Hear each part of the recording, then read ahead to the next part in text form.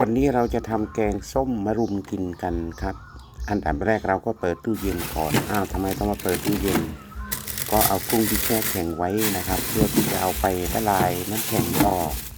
แนะนำว่ากุ้งที่แกะเปลือกออกแล้วนะครับควรที่จะเอาไปแช่ในช่องแข็งไว้นะครับเพื่อความสดสะอาดเสร็จแล้วเราก็มาแช่น้ำเป็นน้ำธรรมดานะครับเพื่อละลายน้ำแข็งออก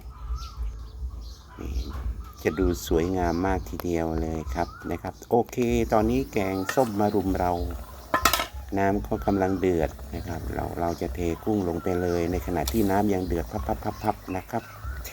กุ้งลงไปแล้วก็เอาทัพพีมาคนเสร็จ